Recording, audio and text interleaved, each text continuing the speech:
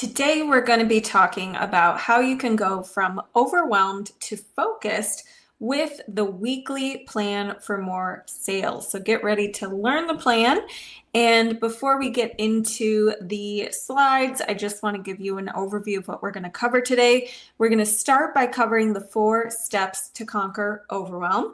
So if you are a business owner or aspiring business owner who wants to market, wants to make sales, but you don't know where to start, or you're overwhelmed with all the different options for how to market, we're going to talk about that.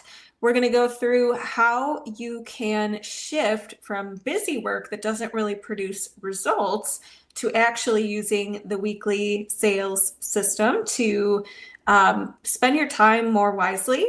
And then we're going to go into some bonus tips for how to stay consistent with your marketing plan.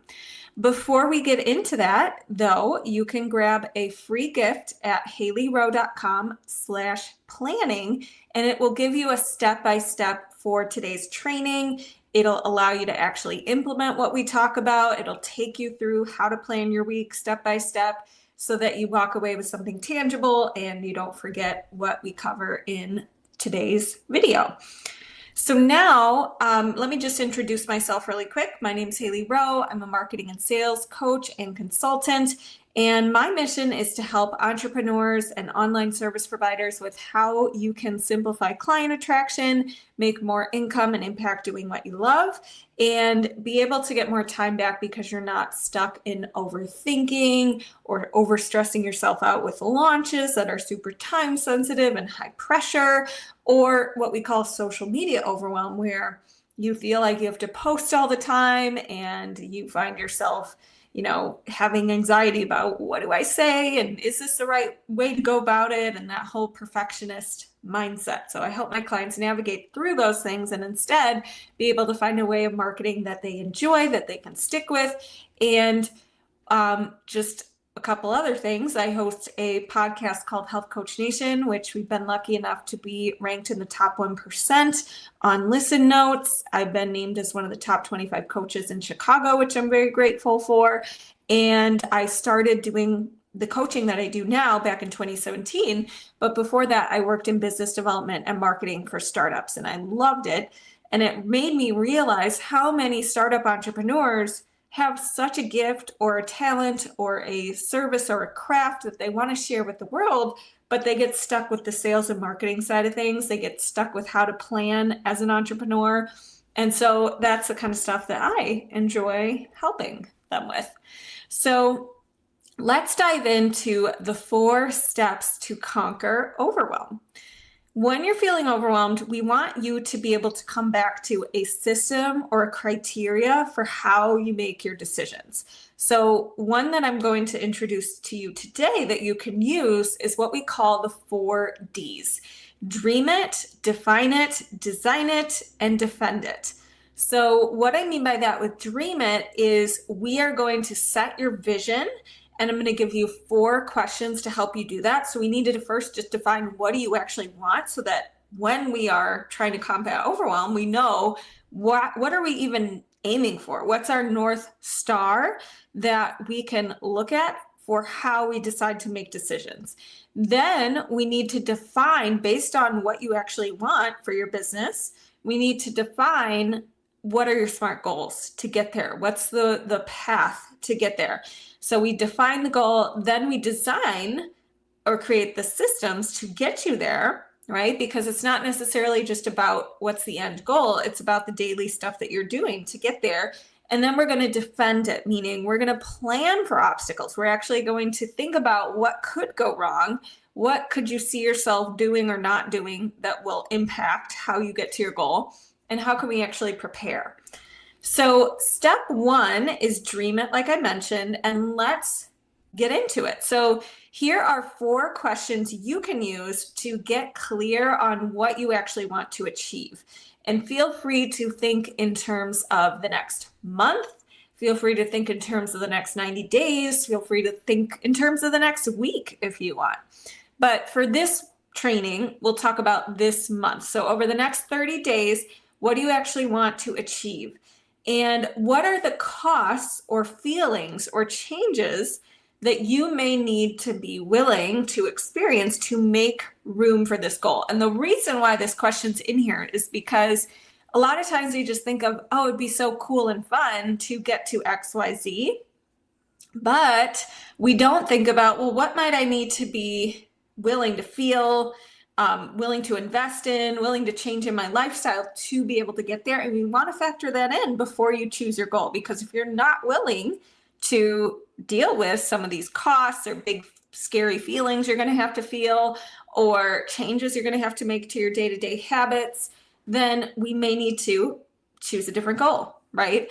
But if you think it'd be worth it, if you are willing to experience certain emotions, certain changes to your day-to-day life and invest in the goal, then we may want to pick that as a worthy goal. So what do you want to achieve? What are the cost, feelings, or changes you're willing to experience to make room for the goal? What are the obstacles that you foresee getting in the way of this goal? Or what obstacles do you feel like will come up along the way to this goal? And then what are the team members' skills, assets, or research you might need to do to achieve this goal? So just pause this video if you want. You can brainstorm on these questions. These are getting us into that mode of reflecting and brainstorming so that we can plan accordingly in the next steps. Now, after we define our goal and, well, not define our goal, we brainstorm what we actually want. Now we need to refine it a little bit and actually design it into a SMART goal. So you all have heard of SMART goals, but the question is, are you actually following through on the SMART goals? And are you actually setting a SMART goal, or is it a vague thing every year that you just say, I want to make more sales, I want to book more clients, I want to start a business? Those are super vague. So let's turn it into a SMART goal. A SMART goal is specific, so it's clear and precise. It is measurable, meaning we can actually say, yes, I did it, or no, I did not do it, because we can measure it. It's attainable, meaning it's within the scope of what you feel you can do. So don't pick a goal so crazy and huge that immediately you feel defeated when you just think about it. We also want to make sure it's relevant. So is it something that's important to you? Is it something that's aligned with your values? And then we want to make sure it's time-based, meaning can we set a certain time frame we want to achieve it by? Now, that doesn't mean that we give up if we don't achieve it within the time frame we want, but can we give ourselves a realistic time frame that we're shooting for so that we create a little sense of urgency for ourselves to achieve our goal? Now, here's some examples of SMART goals that you could set to make more sales. One would be to start 20 new conversations per week via email or social media or LinkedIn with potential partners, potential clients, or podcast hosts. So if you're a business owner or aspiring business owner and you want to get out there and you want to start meeting people and you want to start forming referral partnerships, or you want to expand your visibility, or you want to actually meet people who might be your ideal clients, we have to start connecting with people, because the number of offers you make minus the no's you get equal your results. So if you're starting from ground zero, we have to start expanding your audience. So a SMART goal for you might be to start 20 new conversations per week. Now, another goal could be to offer your lead magnet or freebie, if you're trying to grow your email list, to 5 people per week. Okay, so that's another example. So notice how it's tangible, because it's 5 people, it's per week. It's what are we doing? We're offering our freebie, so it's very clear. Another example would be hosting a quarterly webinar that I promote 1 time per day on social media for 14 days leading up to the event. Or attend 2 networking events per quarter and make at least 2 connections at each. So these are SMART goals because we're picking numbers, they're measurable. We can say, yes, we did this, or no, we did not do this. And once we decide which one of those, or one that you came up with, is your SMART goal, now we have to define your systems to get there. So I want you to brainstorm and go back to the first part of this presentation where we talked about what kind of things might you need to learn, or what kind of obstacles might you need to overcome, or what might you need to research to be able to get to your goal, because these are going to start to become systems that get you to your goal. So for example, I want you to think about your destination let's pretend we're on a boat and we have a destination we want to go. The boat is our goal. It's the thing that is steering us. It's how we're going to get to our destination. But the oars are the things that move us forward. So your systems are like the oars of the boat. They move you forward towards the destination. Those are the things that are most important. It's not necessarily the goal that's most important. It's the systems that are going to get you there. So system examples, let's go back to that SMART goal where we said we want to make 20 conversations per week. We want to start 20 conversations per week. If that was your goal, your system might be to have a process you use every time for researching and filtering leads on whichever social media platform you choose. So if you want to make 20 connections, we have to decide, where are you doing that? How are you finding these people? What are you searching in the search bar on LinkedIn, or what networking group are you going to, or whatever that looks like? So we need to figure out what's your system for that, for how you're going to do that consistently. Another example would be if you have the lead magnet goal where you want to share your email freebie with people. Maybe one of your systems, so that you're not having to reinvent the wheel every time, is to create an invitation script you can send to new connections on LinkedIn, for example, to start to mention your freebie more often. So you're going to reuse the same example script and maybe you personalize it a little bit, but at least you have something to go off of and it's a system for you. Or you can identify what's the criteria of when I will offer my lead magnet, so I know when to do it and when to not do it, right? So systems are things that we're just going to define so that achieving or working towards your goal is easier and we have something we're going off of. Webinar goal, that example I gave earlier, if you wanted to have a system for that, maybe one of your systems would be to use, I have a webinar template I give clients where they can use the templates and fill in their message and their, tips and things like that, so that it's a system. It's based on what has worked in the past. All they have to do is fill it out. And each time they want to do a webinar, they just can fill out the template. Or giving yourself post prompts so that it's easier to do your posts leading up to the webinar, and giving yourself a system for how you write those posts. Are you going to batch them? What is going to be your process for that? For the networking goal, your system might be to research networking events one time per quarter in a bulk, like just decide which ones you're going to go to, actually sign up, and then obviously go, but you have a system for researching it each quarter. So once you define what your systems are, we need to turn them into something you can do on a regular basis. So in order to do that, we're going to have kind of a couple things we need to consider. Number one, we need to have our weekly non-negotiables. So we need to decide what every week is a recurring task that is non-negotiable for you, because it's very aligned with your goals and it's very necessary to achieve your goals. We also need to decide what are your weekly systems that need to be recurring, or monthly systems if it's something less frequent. And then we need to decide what is going to be your rewards, because our brain probably will not stick to things that are not showing immediate gratification unless we have some way to get a bit of a dopamine hit and a bit of a reward when we follow through and when we keep promises we make to ourselves. So decide, hey, if I do my 20 connections each week, what's going to be a way I reward myself? Or what's going to be, when I get to 100, could there be a reward? Or, every time I allow an urge to procrastinate and still do my connections anyways, what could be my reward for that?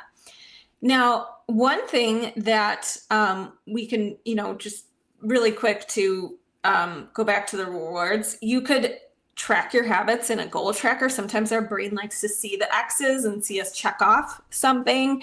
I had another client who had a jar and put a rock in the jar every time they did something. And so they'd see the rocks add up.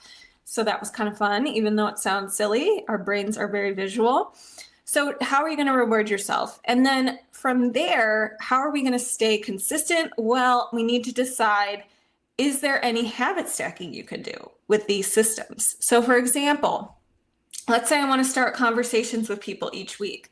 Could I, when I take my walk, because I already do my weekly walks or daily walks, could I send a couple voice notes on those walks to just make sure I get in my connection time? Or let's say you want to post more consistently. Could you decide that when you plan your day, because you always write your to-do list in the morning, could that be the time when you start a draft of a post? You maybe don't finish it, but maybe you always start your post when you're planning your day, so that those two habits start to get paired together and you actually follow through. Or could you, for example, let's say you're going to go to networking events, you want to send a thank you note to the host after. Could you pair the habit of writing a thank you note with something you're already doing? Let's say you journal every day because you're into personal development or something like that. So habit stacking is something you can do to make sure you follow through on your systems. Now, step 4, so we've defined our goal, we've defined our systems, we've started to break things down into weekly non-negotiables. Now we need to defend our goals. This is the hard part. This is, okay, we've set everything up. Now we need to do it when life gets hard, right? So refer back when we went through stage 1, which was the 4 big questions. One of the questions I asked you is like, what kind of obstacles could you foresee coming up along the way? So refer back to your list of obstacles, team members you thought you might need, skills you might need to develop, assets you might need, research you might need to do, and take a look at those and let's turn those obstacles or things that you have to work on into actual strategies. So what could get in the way of your weekly systems? What could get in the way of your goals? And write down, what can I do about it? What can I do about each one?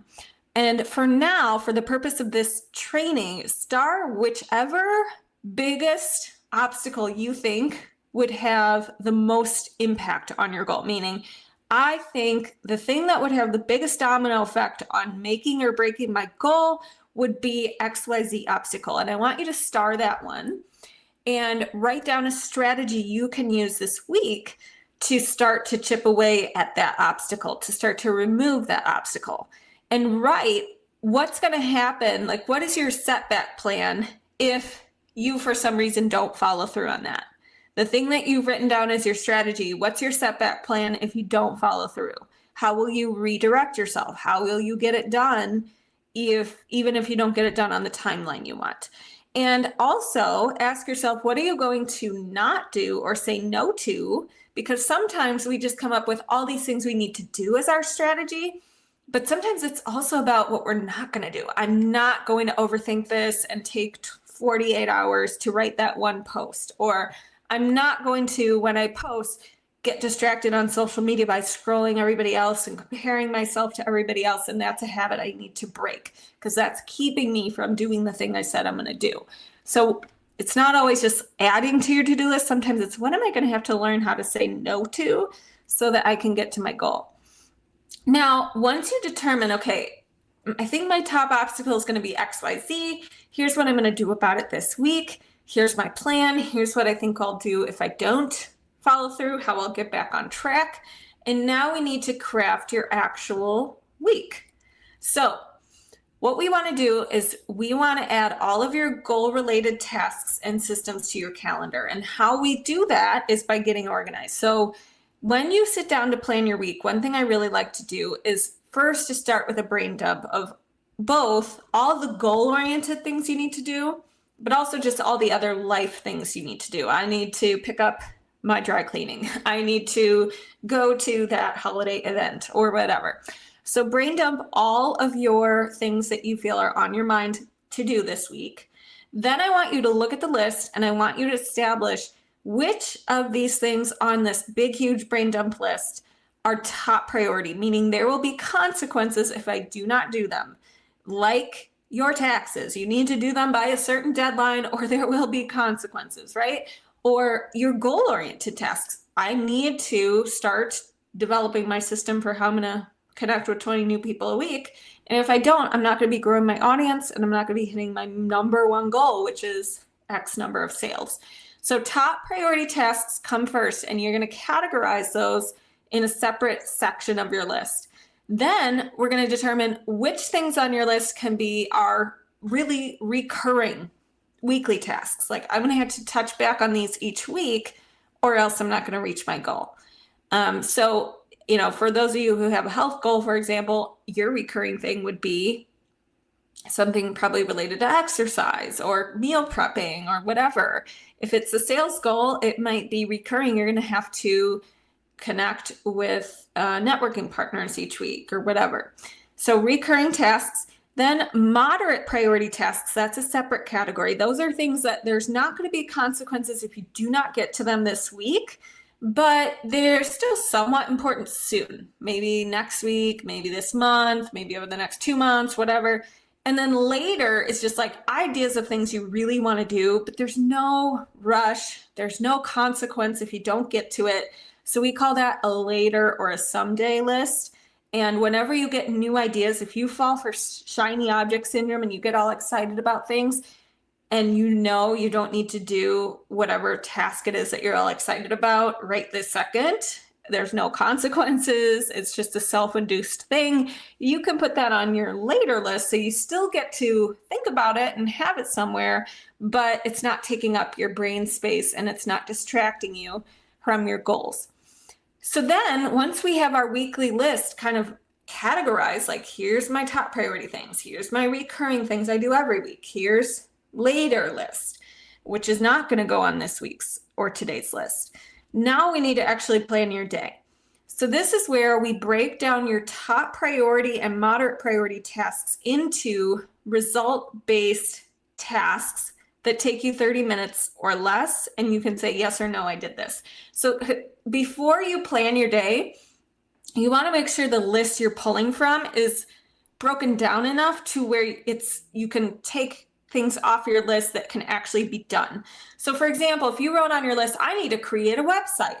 Well, that's a gigantic task and it's very vague, meaning we can't say like, did I finish my website today? Like there's a million parts in that. We want to change that to maybe the tasks that are coming to mind for this week for the website would be things like determine or research domain names that match my name or my brand name.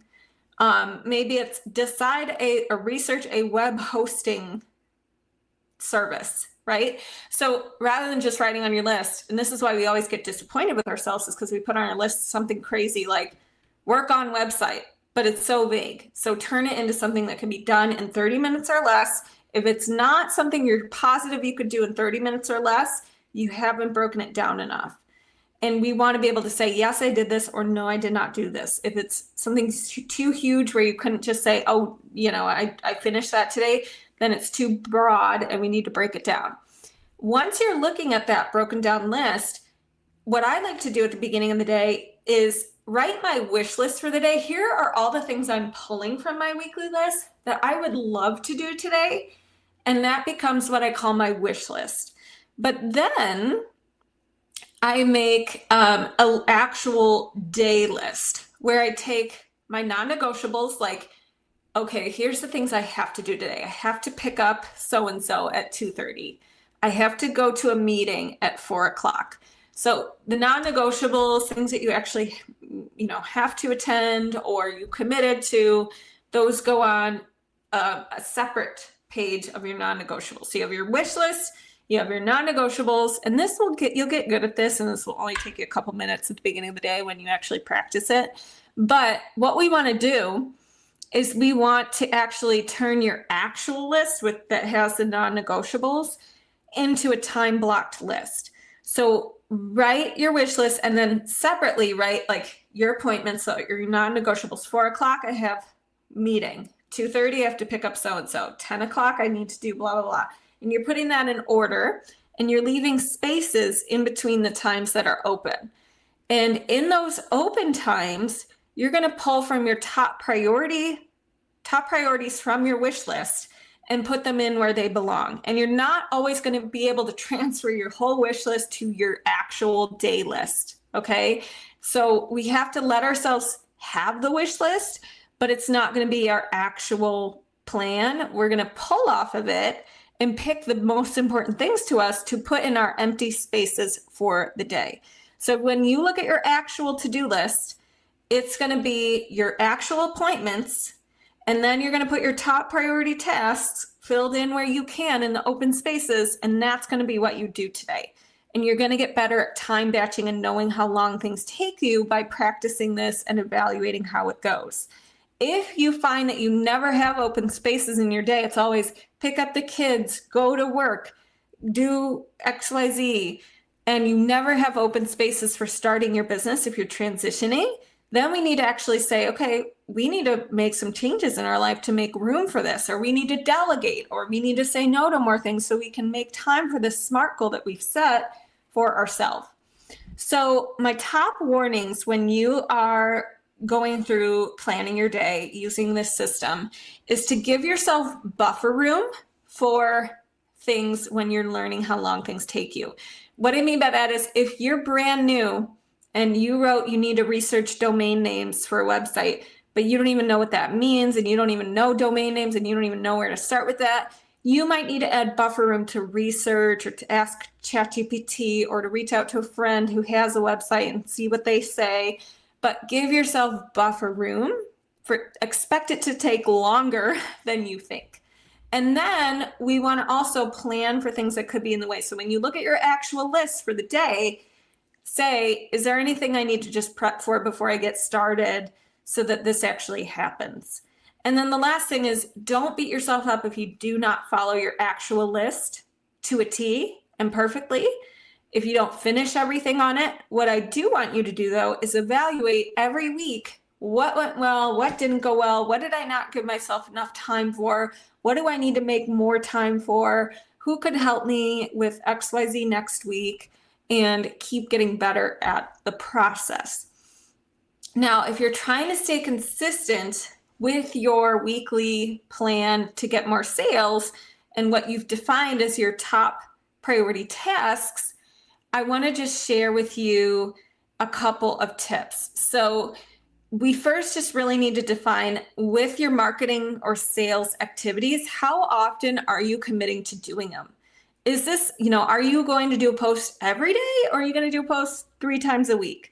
If you decided you're going to make 20 connections, are you going to do that every day, or are you going to do that to start 20 connections per week? Define how often you're going to do whatever your sales or marketing planning activities are. Then define what are your exceptions for when you won't do these things. I will not do these things on Christmas. I will not do these things when I'm on vacation. I will not do these things if my kids are sick and home from school. Whatever it is, but define your exceptions, because so often we don't, and then we beat ourselves up and be like, well, I should have been doing that while I was, blah, blah, blah, right? So define your exceptions. Define when will you review how it's going every week. Like, can you look back and look at how your marketing activities or sales activities are going, improvements that need to be made to the process? How will you track your wins and celebrate, like we talked about? And is what you've written down as what you need to do a realistic starting baseline? So if you're going from 0 working on your business to now you've identified 12 different things and you're putting all of them on your list, and you're going from 0 to 12, well, then that might be too big of a jump. So start with a realistic baseline and keep growing from there. What we want to do is show ourselves we can rely on ourselves and do what we say we're going to do with a realistic starting point. And then plan, what are your rebuttal thoughts for excuses? When you tell yourself, I can't do this today because blah, blah, blah, how are you going to combat that? How are you going to overcome excuses? So just to recap, we have decided you're going to plan your goal for your business. You're going to make it a SMART goal and specific. You're going to design what systems you need to have to be able to get to that goal and get closer every week. The oars of the boat, remember? And then we're going to take whatever we think are our biggest obstacles and turn them into strategies or things we can do, or mindset shifts if they're more of a mindset problem.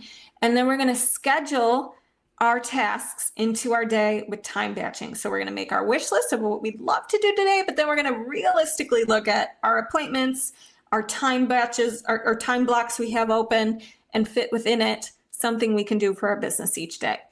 So if you want help with this process and you want it to be more visual and you want to determine how it's going to work for you, I would love to invite you to book a free call with me and get my freebie. But before we do that, I just want to share one of my clients, Lisa, told me that she had been spending like 10 months on certain tasks. And within our work together, she was able to knock out things that she'd been thinking about and trying to work on for 10 months in about 3 or 4 hours. So knowing what to do is only half the battle. Having support, having clear action steps, having accountability, having a plan that's adaptable, that's what's really important to make sure you follow through. And if you need help with that, you can go to haleyrowe.com and book a free consult. I would love to chat with you about your goals. And like I said, you can get the planning system we talked about today in more detail at haleyrowe.com/planning. It gives you a step-by-step guide to plan your week. And I cannot wait to hear how it goes for you. It's HAILEYROWE.com/planning. And thanks so much for watching.